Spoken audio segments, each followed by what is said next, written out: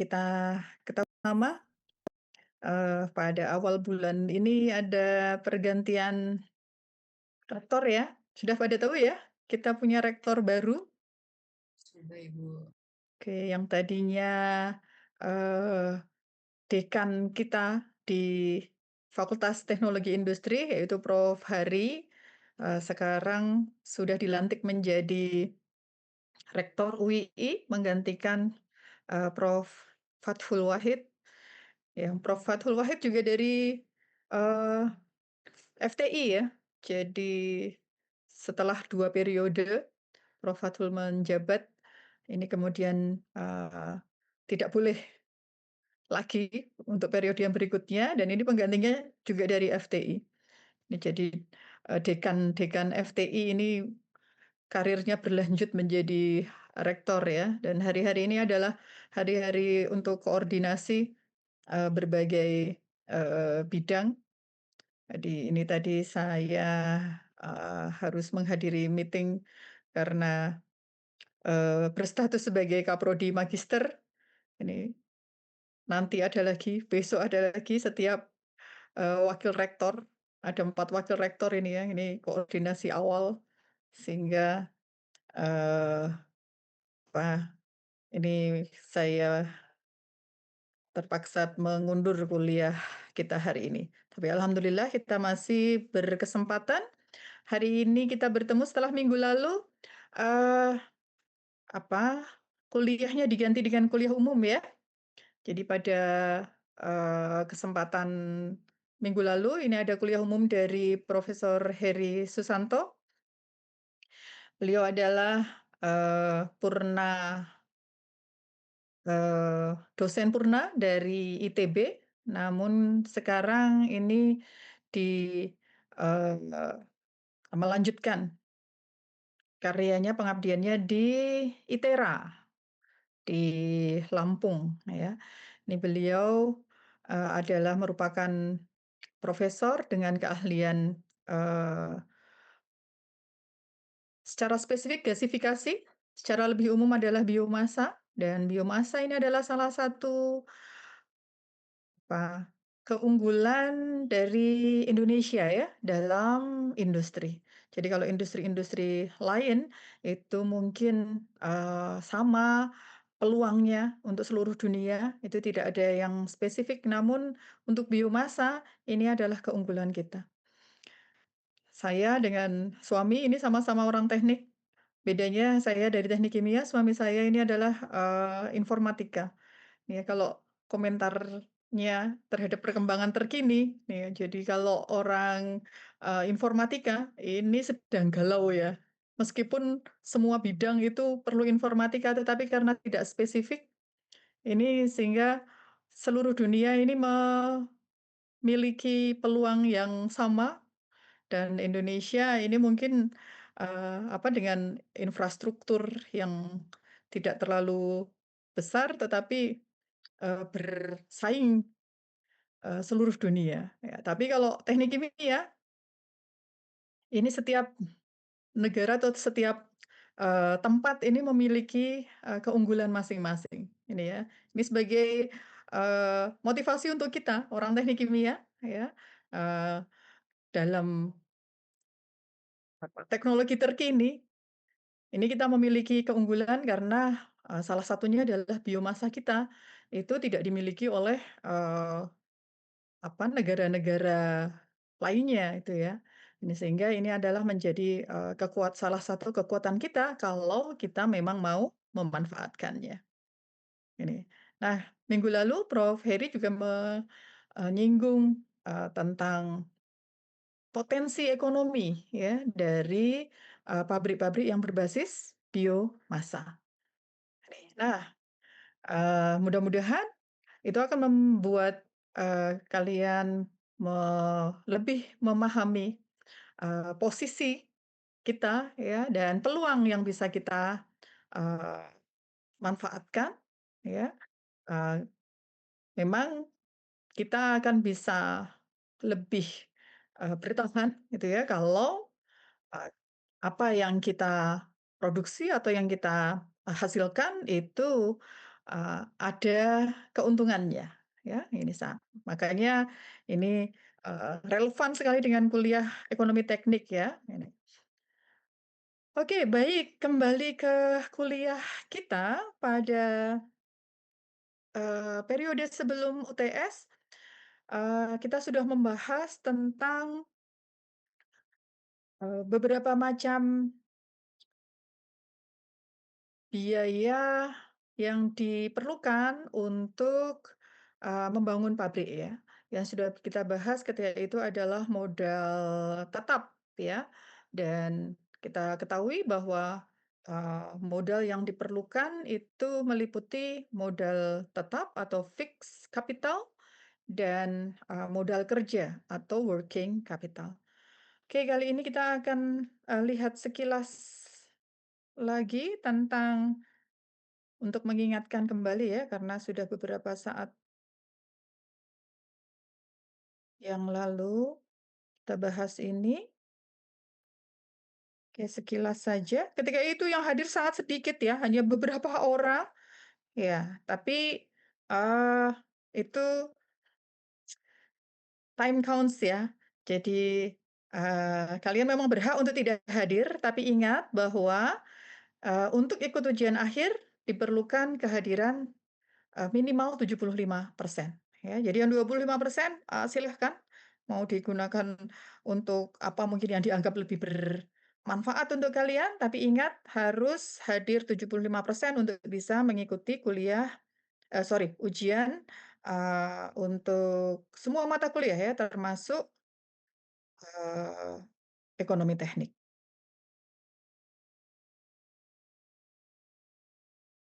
Ya, mana kok belum keluar? Sebentar. Modal investasi. Baik, sudah muncul ya? Sekilas saya kembali membahas tentang modal investasi, ada 2, yaitu adalah fixed capital atau modal tetap dan working capital. Kemudian modal tetap itu umumnya 85 sampai 90%. Kemudian ini adalah, komponen atau item modal tetap, ada yang, disebut sebagai physical plant cost, kemudian ada direct plant cost, dan, kemudian penjumlahan dari, physical plant cost, teknik dan konstruksi, upah dan biaya kontraktor, juga kontingensi atau biaya tak terduga, itu yang kita kenal sebagai modal tetap. Kemudian ada beberapa macam cara untuk mengestimasi. Di sini saya tuliskan ada model 1, 2, 3, 4, 5, 6. Ya, ini adalah beberapa cara untuk memperkirakan atau mengestimasi, besaran dari modal tetap. Berikutnya adalah working capital atau modal kerja. Ya, kalau, fixed capital ini adalah untuk bisa dikatakan adalah untuk me apa Nyiapkan infrastruktur ya. Nah, kemudian modal kerja ini adalah untuk, melaksanakan bisnis secara normal. Jadi biaya ini dibutuhkan untuk, aktivitas operasional perusahaan, ya. Nah, secara umum besaran modal, kerja ini berkisar 10 sampai, kalau di buku Aries Newton itu 10 sampai 15%, di bukunya Timmerhouse itu adalah sampai 20% dari, modal, tetap ya. Ini jadi kalau tadi ada modal tetap itu tadi adalah bisa sampai 90% ya. Nah, sehingga ini, selebihnya itu adalah modal kerja. Atau bisa juga ditentukan berdasarkan nilai penjualan produk per tahun atau sales, ya. Jadi, modal kerjanya itu bisa diestimasi dari modal tetap atau dari nilai penjualan produk per tahun, gitu ya. Jadi, eee, apa, kalau, modal Itu kan disediakan di awal ya. Jadi yang harus disediakan di awal ini adalah tadi modal tetap dan modal kerja. Nah, kemudian untuk pabrik yang memproduksi barang kebutuhan musiman, modal kerja bisa mencapai 50%, ya. Kalau umumnya adalah 10 sampai 20, tapi untuk pabrik yang memproduksi barang kebutuhan musiman, ini bisa mencapai 50%. Kenapa? Karena ini diperlukan untuk, apa, menimbun bahan baku, ya. Ini jadi, karena, musiman, ya, ini untuk keperluan, cadangan, ya, atau apa, menimbun, salah satunya adalah menimbun bahan baku, ya. Nih, jadi contohnya kalau misalnya, apa, yang paling sederhana adalah, pabrik gula, ya. Pabrik gula yang, konvensional atau tradisional. Itu lakukan produksi itu hanya musiman saja, yaitu pada saat, musim giling ya, itu tergantung pada musim panen. Ini, nah sehingga kemudian, produksi selama beberapa bulan ini akan digunakan untuk, kebutuhan tahunan.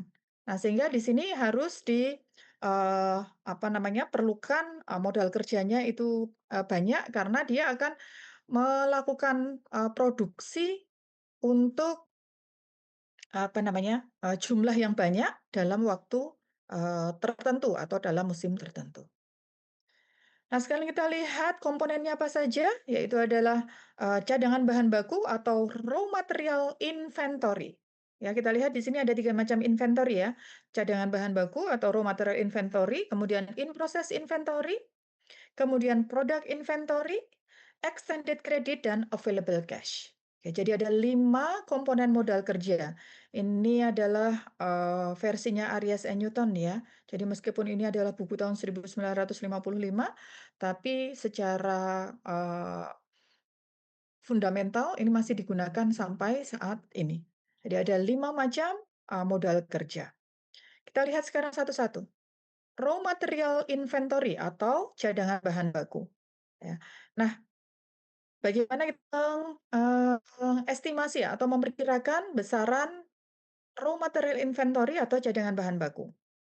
Yang jelas, besarannya itu tergantung pada kecepatan penggunaan, kemudian harga, ketersediaan, sumber, dan persyaratan penyimpanan, ya. Nah, kalau, eee, tidak ada special treatment. Ya, tidak ada special treatment, jadi, normal saja, tidak ada persyaratan penyimpanan yang khusus, kemudian tersedia setiap saat, sumbernya itu pasti, kemudian harganya stabil, maka kita bisa mengestimasi biaya, cadangan bahan baku atau raw material inventory ini bisa diperkirakan sebesar keperluan produksi selama 1 bulan. Nih ya, jadi bahan baku untuk 1 bulan. Kemudian, apa namanya, penyimpanan untuk 1 bulan, ya, penyimpanan untuk 1 bulan. Nah, ini adalah, eee, estimasi dari cadangan bahan baku. Namun kalau, bahan bakunya memerlukan special treatment, maka kita perlu menyediakan, eee, apa, raw material inventory ini atau biaya cadangan bahan baku ini lebih, besar. Ya, jadi misalnya, bahannya itu, apa namanya, perlu disimpan pada, suhu, tertentu, gitu ya, atau pada, eee apa, kelembaban tertentu. Ini, jadi kita di Indonesia ini kan kelembabannya tinggi, ya. Nah, kalau, bahan itu bersifat higroskopis atau dia berarti adalah menyerap, air ya, maka, kita tidak bisa menyimpannya pada, apa namanya, hanya gudang yang terbuka saja, ya, tapi perlu penanganan khusus. Sehingga kemudian bahan tidak menyerap air yang berada di udara. Ini, nah, sehingga di sini diperlukan, penanganan khusus. Atau misalnya harganya fluktuatif, tuh ya. Jadi misalnya apa, ya gampangnya misalnya cabai. Cabai itu, wah ini saya sebagai, ibu-ibu ya, mengamati, fluktuasi harga cabai yang, sangat besar ya, fluktuatif ya.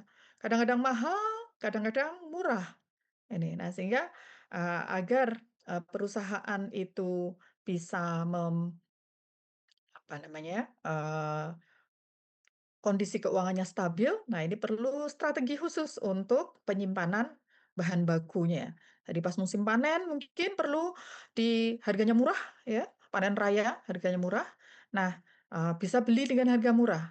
Tapi berarti perlu penyimpanan yang bagus sehingga akan bisa diproduksi secara kontinu ya. Jadi misalnya di pabrik pengeringan, cabai gitu ya, atau akan dibuat, chili flakes gitu. Nah sehingga ini perlu Eee, apa namanya, perkirakan, eee, bagaimana, eee sorry, perlu dipersiapkan penyimpanan khusus ya, sehingga perlu diperkirakan biaya penyimpanannya seperti apa, ini. Nah, itu juga ada kaitannya dengan musiman tadi ya. Oke, nah secara umum ini estimasinya adalah 1 bulan produksi, biaya produksi. Berikutnya, in-process inventory. Nah, kalau tadi adalah raw material inventory itu adalah penyimpanan bahan baku ya, penyimpanan bahan baku. Nah, sekarang ada yang disebut dengan in-process inventory. Nilai in-process inventory ini tergantung pada panjang siklus proses secara total. Itu kita ketahui bahwa untuk membuat produk dari bahan baku, itu ya, prosesnya panjang, ya. Nah, selama proses itu maka di situ kan ada biaya yang harus dikeluarkan ya. Jadi ada bahan baku yang disimpan, ada bahan baku yang diproses, ya. Nah, sehingga di sini, juga biaya-biaya lainnya selama, proses. Nah, estimasi biaya in process inventory ini juga bisa diperkirakan dari biaya produksi total ya selama periode yang setara dengan hold up time.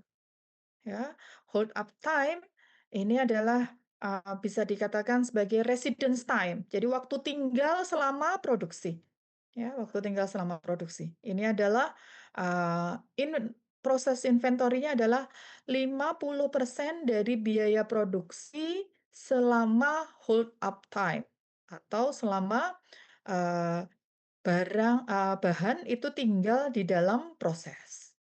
Gitu. Jadi kalau misalnya itu adalah proses batch, ya proses batch, reaksi batch, karena dia memiliki, waktu reaksi yang lama, ya, maka ini akan memerlukan, eee, apa namanya, biaya yang lebih, besar karena waktu tinggalnya itu lebih lama. Ya, jadi proses-proses, reaksi itu ada yang terjadi secara singkat, ya, reaksinya hanya terjadi selama beberapa menit, ya. Namun ada yang reaksinya berjalan, itu bisa berjalan, selama beberapa hari. Ya, jadi reaksi misalnya pada apa, fermentasi itu lama ya, minimal itu 2 hari. Biasanya adalah sampai 3 hari itu baru, apa namanya, reaksinya itu hentikan atau menghasilkan. Maka ini, akan membutuhkan, waktu tinggal yang lama dan in proses inventory-nya juga lebih, besar. Berikutnya adalah produk inventory. Nah, produk yang dihasilkan itu tidak biasanya itu butuh waktu tinggal sampai kemudian dia dijual, ya. Sehingga kita membutuhkan ada gudang untuk penyimpanan produk. Jadi kalau tadi raw material inventory itu adalah, kita perlu untuk menyimpan bahan baku. Nah, sekarang produk pun itu juga perlu penyimpanan, ya. Sehingga di sini, jumlah biaya produk inventory tergantung pada sifat bahan dan juga skema penjualan. Ya, sifat bahan, ada bahan yang, tidak perlu special treatment, maka ini akan, membutuhkan, produk inventory yang lebih, kecil, ya. Kemudian juga tergantung skema penjualan, bahan-bahan yang, memiliki, shelf life atau, masa, apa namanya, masa simpan yang lama, ya, ini, maka Eee, kita bisa melihat dari 2 sisi ya. Kalau dari sisi penyimpanannya, maka kita butuh biaya penyimpanan yang lama. Tetapi di sisi yang lain, karena shelf life-nya atau masa simpannya bisa lama, maka kita memiliki waktu yang, cukup fleksibel untuk menjual. Ya, sehingga di sini, kita perlu melihat, sifat bahan dan skema penjualannya, mau bisa langsung dijual atau perlu disimpan dulu sampai, waktu tertentu sebelum kemudian dilepas di pasaran gitu ya. Atau juga, apa namanya, ada bahan yang memang apa, tidak sebenarnya harapannya bisa terjual cepat ya, tetapi, kemudian, tidak bisa terjual dengan cepat sehingga kemudian kita perlu menyimpannya ya di gudang penyimpanan. Nah ini semuanya adalah, eee, pembiayaan terkait dengan penyimpanan produk. Nah, estimasinya jika tidak ada perlakuan khusus bisa diperkirakan biayanya adalah sebesar biaya untuk 1 bulan produksi, ya. Yang berikutnya adalah, eee, extended credit, ya. Extended credit ini adalah untuk pembayaran pengiriman barang ke pelanggan, ya. Jadi biasanya, eee, apa namanya, barang itu dikirim, itu tidak langsung dibayar kontan, ya. Ada DP-nya, ya, kemudian ada, apa namanya, dibayar setelah, jangka waktu yang telah disepakati. Ini, nah sehingga ini, juga merupakan, biaya yang harus disediakan, ya, karena, selama pengiriman barang itu sudah, diproduksi ya, tapi belum dibayar. Sudah laku ya, sudah laku juga, tapi belum dibayar. Ini sehingga ini adalah, yang perlu kita, sediakan juga extended credit ini, ya. Nah, diperkirakan ini adalah sebesar 1 bulan, produksi ya, harga jual ya, harga jual untuk 1 bulan produksi atau 2 kali biaya produksi. Ya, jadi produksi 1 bulan itu sudah diproduksi, sudah dikeluarkan uangnya, ya, tapi belum dibayar, dibayarnya, masih bulan depan. Ya, jadi, apa namanya, kita sudah harus mengeluarkan uangnya, tetapi belum mendapatkan, biaya pembeliannya, ya. Ini adalah extended credit. Yang terakhir adalah available cash, ini digunakan untuk, gaji, kemudian, pembayaran jasa, serta pembelian bahan baku, ini adalah, diperkirakan sebesar, 1 bulan produksi, ya.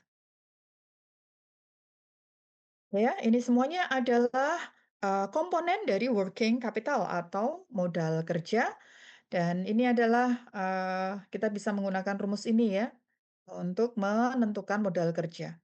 Yaitu adalah, RM kalikan M plus M kecil plus 4M besar plus setengah kali M kalikan Q, di mana, RM itu adalah kapasitas produksi bulanan, kemudian M adalah harga bahan baku, Q adalah siklus produksi dalam bulan ya, kemudian M adalah harga atau biaya pembuatan, per satuan produk. Ini ya, sehingga di sini M besar dikalikan dengan, Q itu adalah, eee, harga per satuan produk dikalikan dengan siklus produksinya. Oke, itu tadi adalah, eee, modal ya, modal yang diperlukan untuk, pendirian dan pengoperasian pabrik. Jadi untuk pendirian ini adalah menggunakan modal tetap, sedangkan untuk pengoperasian ini adalah untuk, menggunakan modal kerja. Nah, selanjutnya sekarang kita akan lihat adalah manufacturing cost atau biaya produksi.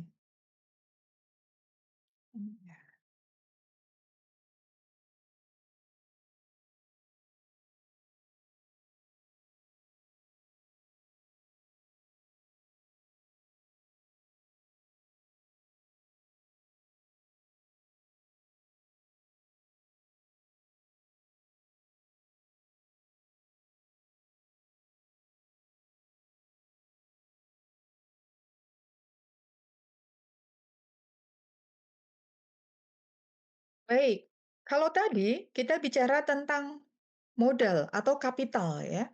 Jadi ini adalah biaya yang diperlukan di awal, apa, mendirikan pabrik. Nah, sekarang kita juga, eee, memiliki biaya lain, yaitu adalah biaya produksi. Kalau tadi, istilahnya adalah kapital, modal, nah sekarang ini adalah biaya atau cost, ya.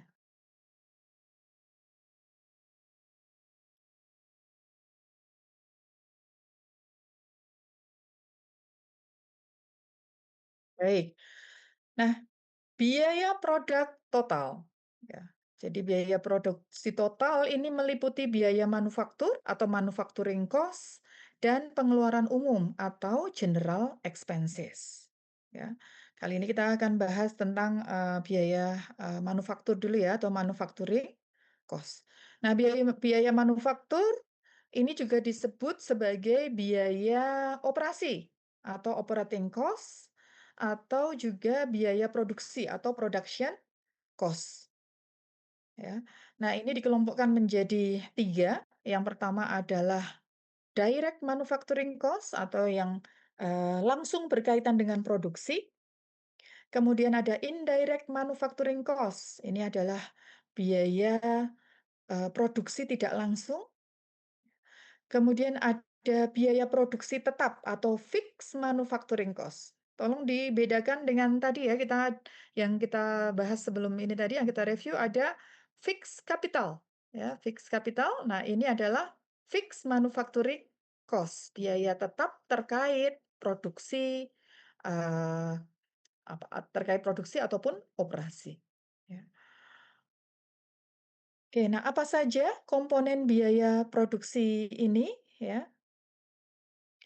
Yang pertama adalah bahan baku, ya, bahan baku, kemudian ada tenaga kerja, kemudian pengawasan, perawatan, plant supplies, royalties, and patents, dan utilitas.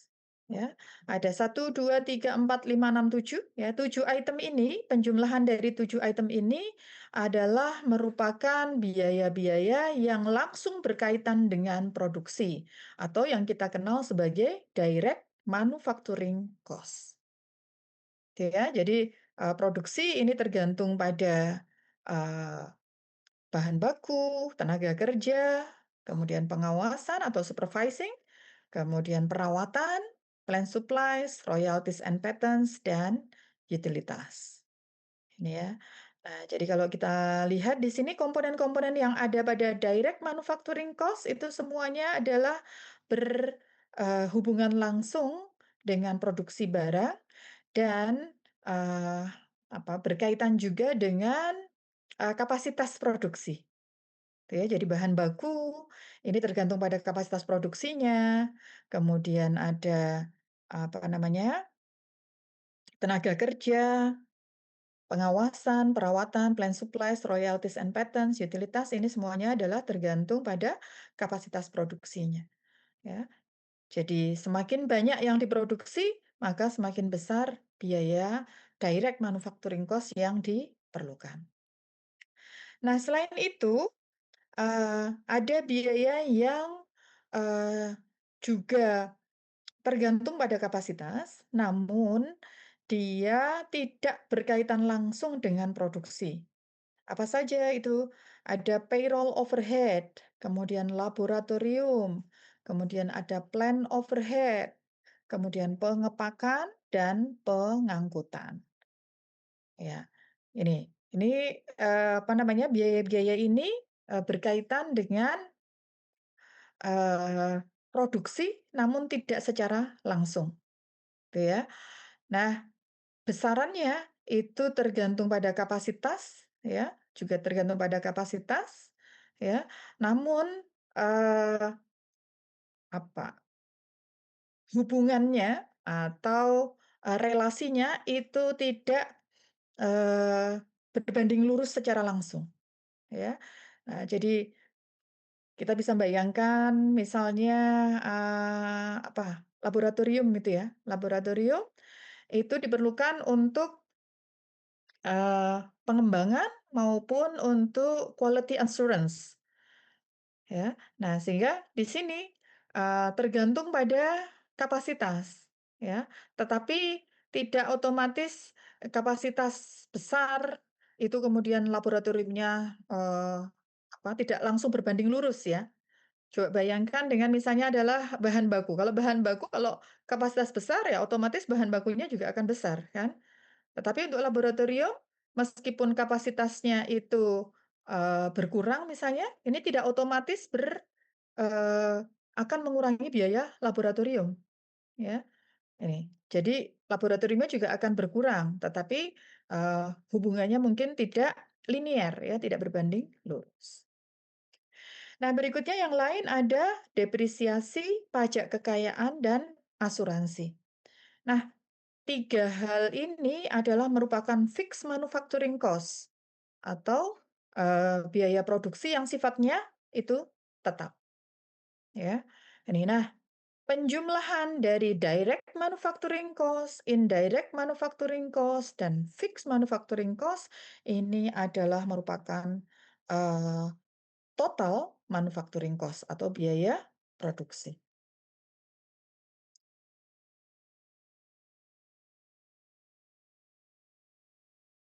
Nah, sekarang kita lihat satu demi satu ya. Kalau tentang bahan baku ya tergantung dari bahan apa yang digunakan ya. Jadi berapa, apa namanya, harga dari bahan bakunya. Nah, sekarang tenaga kerja, ya. Nah, di beberapa sektor, ini ada, informasi mengenai kebutuhan tenaga kerja pada berbagai jenis pabrik.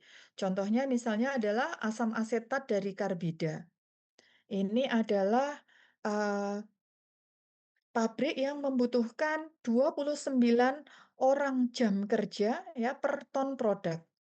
Oke, nah sehingga kalau, akan memproduksi, 10 ton ya, maka diperlukan 29 kali 10 berarti 290 orang jam kerja, gitu ya. Bukan 290 orang ya, tetapi adalah jam kerjanya.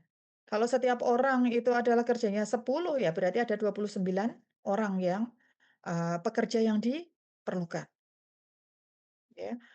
Jadi yang diperkirakan di sini adalah jam kerja, dari, apa namanya, bukan orangnya, bukan jumlah orangnya, tetapi adalah, man hour atau, jam kerja, per orang.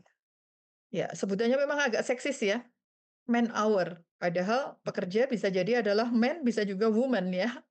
Ini. Nah, tetapi kan woman juga mengandung unsur man ya, sehingga man hour itu bisa, apa, laki-laki bisa juga, perempuan, ya. Nah sehingga berapa banyaknya, eee, apa namanya, jam kerja yang diperlukan di sini sudah diperkirakan dari kapasitasnya, ya, ini adalah per ton. Kita lihat di sini untuk asam asetat ini memerlukan jam kerja yang, eee, tinggi ya, dibandingkan dengan misalnya aluminium fosfat, ini ya, amonium fosfat itu hanya memerlukan 0,7 orang jam per ton, ya. Kemudian mana yang lebih tinggi lagi ya? Dari data ini yang paling tinggi adalah oh ini, selulosa asetat. Ini ya, selulosa asetat itu memerlukan 80 man hour per ton produk. Ini. Nah, sehingga, bisa dikatakan ini adalah, eee, industri yang, padat karya ya, memerlukan banyak, eee, jam kerja, ini. Yang paling kecil apa ini? Bensin. Ini, bensin dia juga ada oksigen yang skala besar. Ini hanya memerlukan 0,2 orang jam per ton, ya, ini. Nah, kita lihat di sini kalau sama-sama oksigen, ya, skala kecil dengan skala besar, itu beda jauh sekali ya.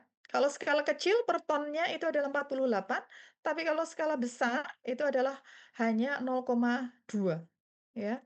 Ini adalah, kaitannya dengan, ada pertimbangan, jadi peralatan yang sama, itu ya, peralatan yang sama itu, akan memerlukan, apa, pekerja ya, pekerja, satu pekerja itu bisa mengawasi beberapa peralatan yang sama. Ini, nah sehingga, bisa dikatakan misalnya, oksigen skala kecil dengan oksigen skala besar ya, ini satu orang itu bisa mengawasi, 1 alat, eee, dengan kapasitas kecil, tapi dia juga sama, orang yang sama itu bisa mengawasi dengan kapasitas besar.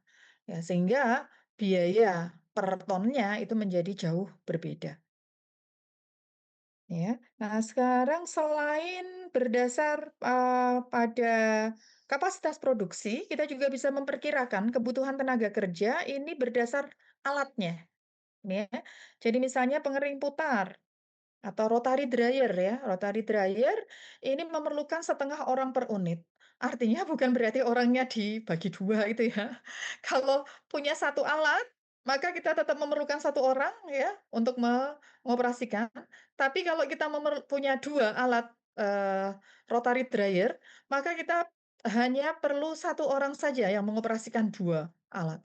Karena, apa namanya, kebutuhan tenaga kerja untuk rotary dryer itu adalah setengah, artinya satu orang bisa mengoperasikan 2 alat, pengering putar atau rotary dryer. Nah, kalau pengering semprot ya, ini memerlukan satu orang per unit. Ini, sehingga kalau punya satu alat ya, ini ada satu orang mengoperasikan satu alat.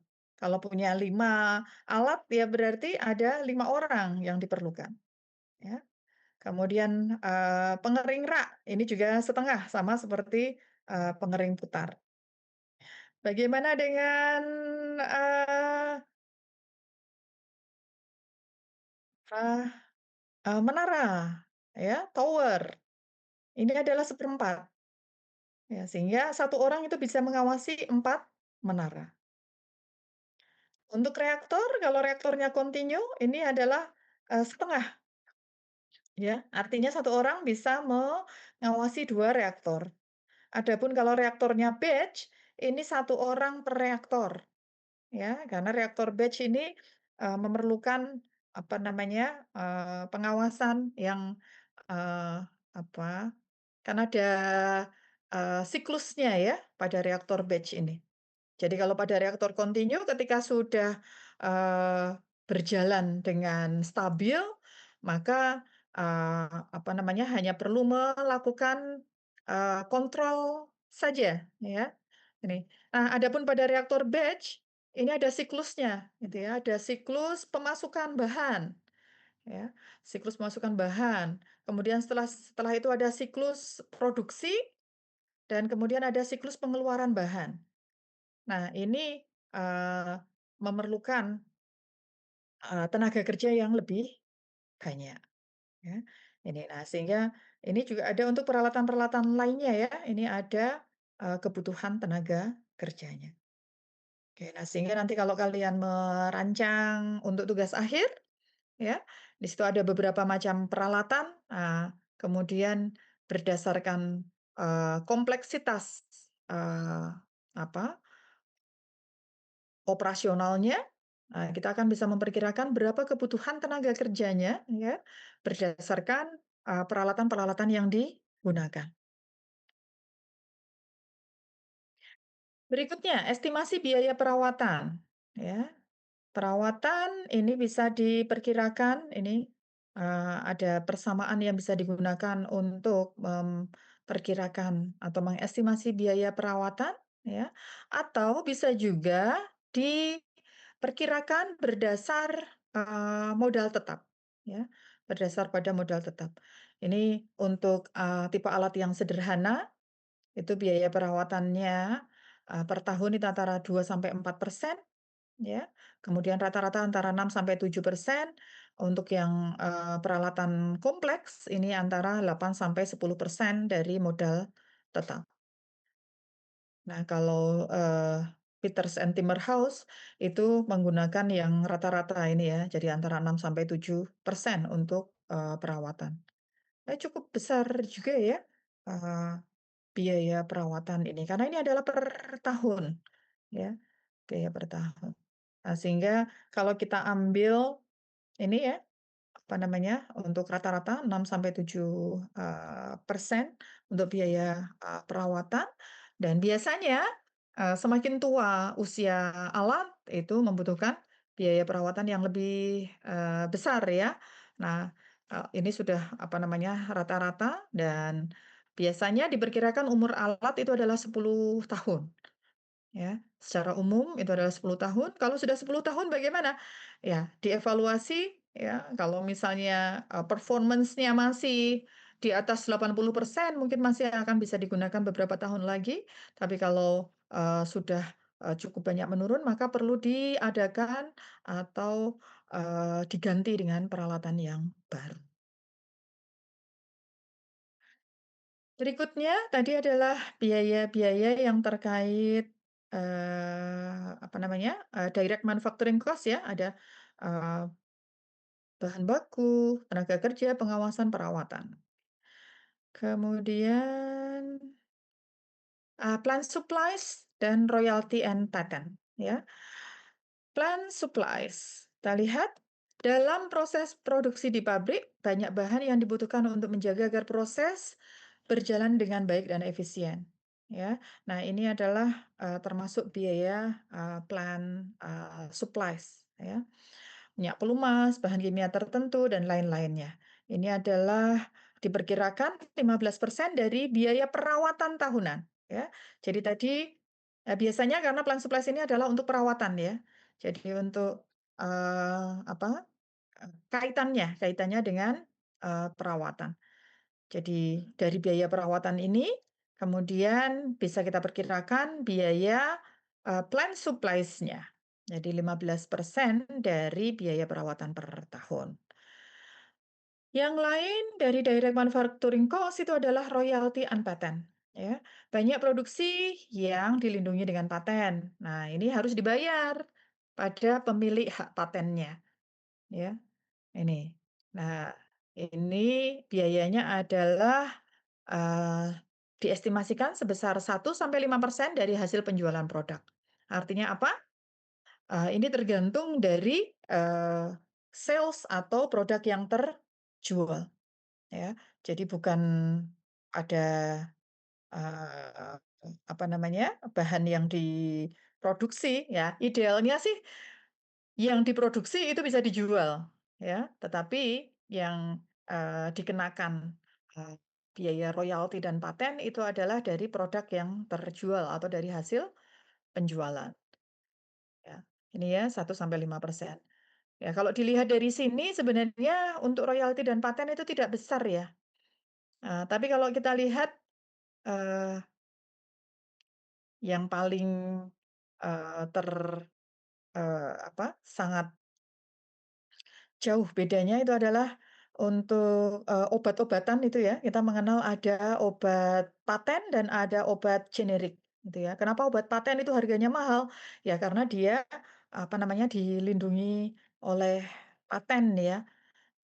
Ketika suatu perusahaan itu mematenkan produknya, tentu saja itu adalah apa namanya, setelah melalui, effort yang panjang ya, usaha yang panjang, sehingga kemudian, biaya-biaya tersebut ya dibebankan pada, biaya produk atau, penjualan produknya, ini. Nah, tapi paten itu juga ada usianya. Nah, ketika usianya itu sudah habis ya, sudah selesai masa patennya, maka perusahaan lain bisa memproduksi, bahan tersebut ya, produk tersebut tanpa harus membayar, patennya, ya.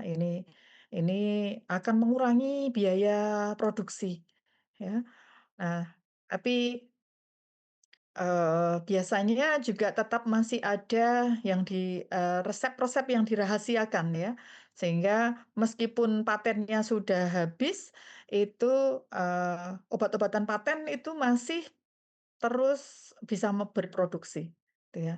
Jadi eee, kami ini, serumah itu, menggunakan obat-obatan dengan, senyawanya sama gitu ya, tapi, ada yang, suami saya itu pakai obat-obatan dia harus pakainya yang paten. Kalau saya ini pakai yang generik masih oke gitu ya. Jadi, obat-obatan yang sama, tapi ternyata memang beda gitu ya. Kebetulan suami saya sudah mengkonsumsi obat-obatan tersebut, mulai dari dulu, ketika masih kuliah di, Eropa ya. Jadi sudah pakai, obat-obatan yang paten, di sana dikasihnya obat-obatan paten, ketika pulang di Indonesia, kemudian diganti obat-obatan generik, karena obat-obatan patennya masih mahal harganya ya, ternyata tidak mempan gitu. Nah, di kemudian hari ternyata saya juga harus mengkonsumsi obat yang sama, ya sejenis, gitu, dan alhamdulillah saya masih bisa menggunakan obat yang generik ya. Jadi obatnya sama, tetapi yang paten dengan yang generik ternyata harus diakui ya, memiliki khasiat yang berbeda, ini. Makanya kemudian obat-obatan paten pun masih tetap, laku ya, meskipun sudah ada yang generiknya, itu karena memang, sepertinya jadi bahan aktifnya sama, tetapi ada bahan-bahan penunjang lainnya yang kemudian akan mempengaruhi, apa namanya, kemanjuran, dari obat secara keseluruhan ya, atau sekarang, di banyak dibicarakan juga adalah availability ya. Jadi, bahan yang sama, itu dari sumber yang berbeda, itu ternyata respon tubuh itu juga berbeda ya, sehingga kemudian ini yang akan menentukan, kemanjuran dari, suatu obat gitu. Ya untuk bahan lain mungkin akan lebih, apa, disparitas biayanya tidak terlalu, besar ya. Jadi, untuk royalti dan paten secara umum, untuk bahan kimia secara umum itu adalah antara 1 sampai 5%. Oke, nah berikutnya adalah utilitas ya. Nah, utilitas ini adalah bahan-bahan yang mensupport, produksi atau operasi, pabrik ya. Utilitas itu meliputi apa saja? Ada, steam atau dalam di bahasa Indonesia kan itu kukus ya, tapi kalau menggunakan istilah kukus itu kok masih rasanya gimana gitu ya. Jadi istilah steam ini meskipun bahasa asing, tetapi ini lebih, apa, lebih familiar ya digunakan. Steam ini adalah untuk pemanas ya, digunakan untuk pemanas. Jadi misalnya dalam, produksi itu memerlukan, eee, alat penukar panas ya, atau perlu, misalnya reaktornya itu berjalan secara endotermis, reaksinya berjalan secara endotermis, maka, eee, dia akan memerlukan panas ya, untuk mempertahankan suhu. Kita kenal ada reaksi yang sifatnya eksotermis, ada yang endotermis, gitu ya. Nah, agar reaksinya itu berjalan, eee, pada suhu yang sama atau isotermal gitu ya, jadi reaksinya itu diinginkan berjalan secara isotermal, padahal sifat reaksinya itu endotermis atau dia memerlukan panas, maka perlu suplai panas dari luar. Nah, panasnya dari mana? Dari steam, ini ya. Atau, menara distilasi. Menara distilasi itu, digunakan untuk pemurnian, dengan menggunakan, eee, apa, metode, eee, uap cair. Jadi cairan dipanaskan sehingga nanti sebagian akan menguap gitu ya. Nah, sehingga perlu pemanasan di sini. Nah, untuk pemanasnya bisa digunakan steam. Nah, ini adalah, bahan utilitas ya, dia tidak masuk dalam, operasi distilasi ataupun tidak masuk dalam proses reaksi ya, tapi dia merupakan bahan pembantu terjadinya reaksi maupun terjadinya, distilasi. Itu adalah steam. Kemudian air, ya. Air di sini bisa berfungsi sebagai air pendingin, gitu ya. Kalau tadi reaksi endotermis itu memerlukan panas, kemudian ada lagi reaksi yang sifatnya eksotermis, kebalikan dari endotermis. Berarti dia gimana? Mengeluarkan panas, gitu ya. Jadi ketika bereaksi, kemudian dia akan mengeluarkan panas. Nah, mungkin, sudah pernah menyaksikan ketika di laboratorium itu ya, kalau, mencampurkan melarutkan NaOH ya, eee, larutkan NaOH dari butiran itu ya, ditambah air menjadi larutan, kemudian akan menjadi hangat larutannya, ya, karena terjadi, ada pengeluaran panas dari proses pelarutan tersebut, gitu. Nah, kalau kita tidak menginginkan terjadinya penambahan panas, maka kita perlu menambahkan pendingin. Nah, sebagai pendingin bisa digunakan, air, ya, air bisa berfungsi sebagai pendingin. Nah, juga air ini digunakan untuk air proses, ya. Jadi ada reaksi-reaksi yang membutuhkan air. Nah, ini diperlukan, unit utilitas yang menyiapkan, air untuk proses, ya.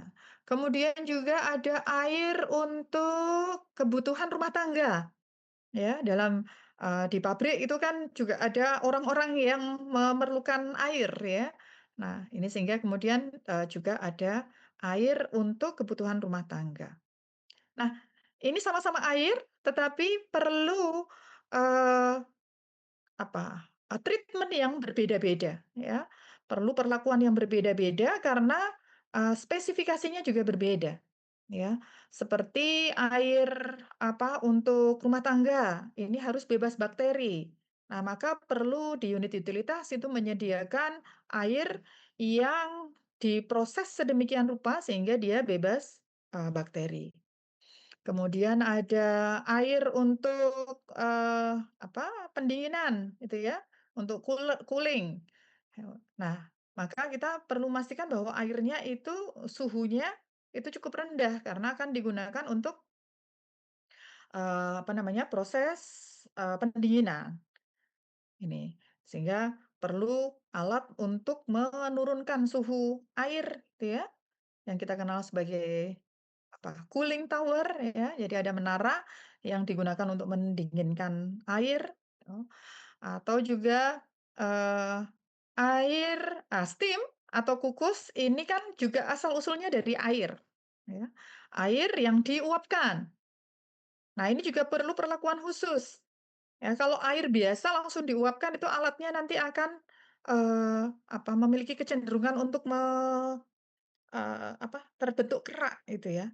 Nah, sehingga ini perlu dihilangkan dulu, kandungan-kandungan air yang menyebabkan kerak. Tuh, jadi perlu ada demineralisasi, jadi dihilangkan dulu mineralnya, ya. Ini adalah, beberapa keperluan yang disediakan oleh unit utilitas. Yang lainnya listrik, ya. Listrik ini juga disediakan oleh unit utilitas, ya, di mana listrik ini digunakan untuk mengoperasikan atau menyalakan gitu ya, menyalakan peralatan gitu ya. Ini untuk, misalnya ada, pompa, ada kompresor, ini semuanya akan bekerja dengan, aliran listrik. Yang lain ada bahan bakar, ya, bahan bakar ini, misalnya untuk tadi kebutuhan pembuatan steam, ya, alatnya adalah apa? Ada yang tahu? Apa alat untuk membuat steam atau, uap air, ya? Air kemudian panaskan ya sampai menguap. Apa alat yang digunakan?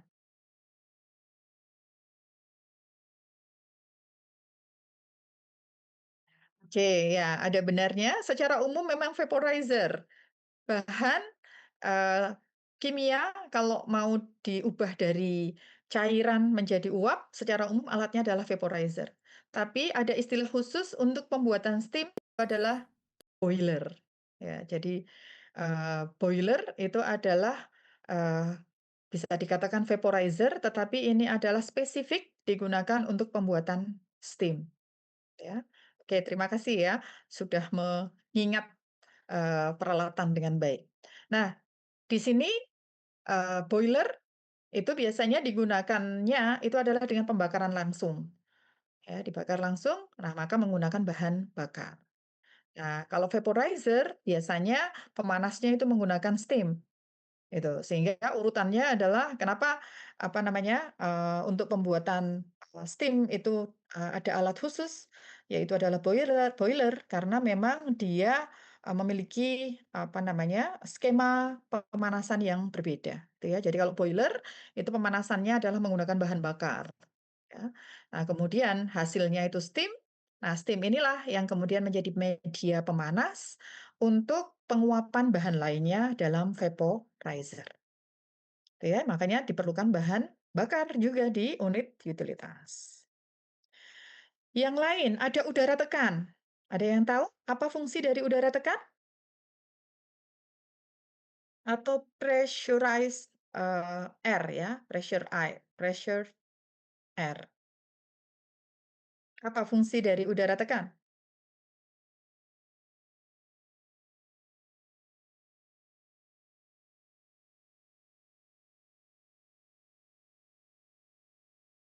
Ya, betul. Salah satunya adalah untuk menggerakkan piston. Kemudian yang lain itu adalah untuk alat-alat kontrol ya, menggerakkan mekanisme kontrol suatu alat gitu ya. Itu kan pertama harus eee, cek dulu gitu ya. Dicek misalnya kita melakukan kontrol temperatur ya, kontrol suhu, maka